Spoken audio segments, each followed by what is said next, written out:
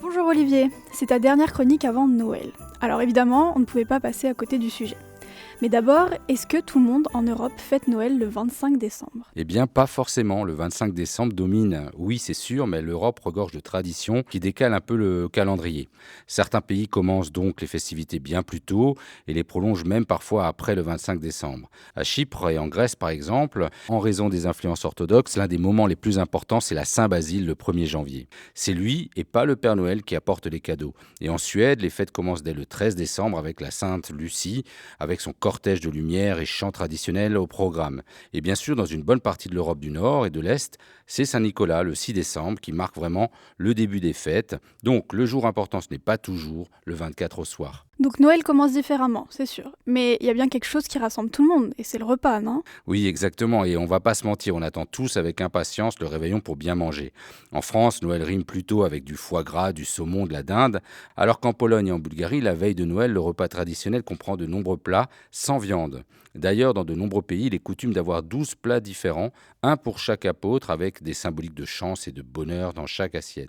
Mais rien à voir avec le nord de l'Italie, par exemple.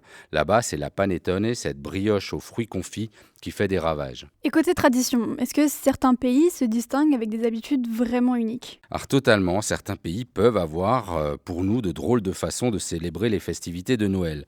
Par exemple en Suède, le 24 décembre à 15h pile, tout le monde regarde l'émission spéciale de Donald Duck. Vraiment tout le monde, même les adultes. Une tradition qui rassemble presque tout le pays devant la télé depuis les années 60. Plus au sud, en Espagne, l'esprit de Noël tourne autour d'une seule question. Et si on gagnait le gros lot ? Chaque 22 décembre, le pays entier retient son souffle pour El Gordo, la plus grosse loterie de l'année. Les numéros sont chantés par des écoliers et l'événement fait partie intégrante de la période des fêtes. Et en Estonie, certaines familles ont même pour coutume d'aller au sauna. Ah oui, en effet, rien à voir avec ce à quoi on associe habituellement Noël. Mais rassure-moi Olivier, les 27 pays de l'UE croient bien au Père Noël, n'est-ce pas ? Eh bien, c'est pas si simple. Le Père Noël, tel qu'on le connaît aujourd'hui, n'est apparu que récemment dans le folklore en provenance des pays anglo-saxons. Même s'il est européen et qu'il vit en Laponie, en Finlande, il est important de préciser que certains pays ont des personnages plus importants.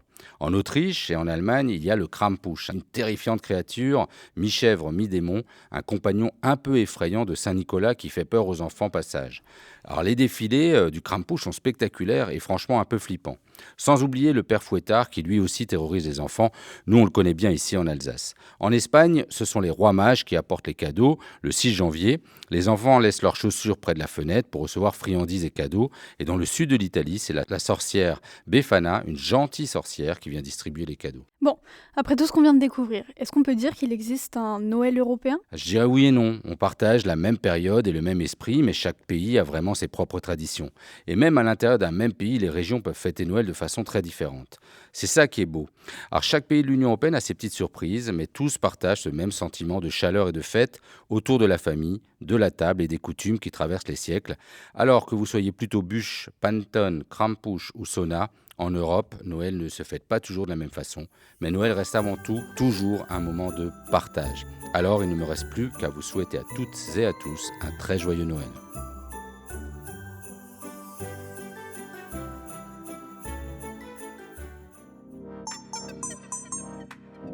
N'hésitez pas à vous abonner sur la plateforme d'écoute de votre choix pour ne manquer aucun épisode et à laisser un commentaire ou une étoile si ce podcast vous a plu.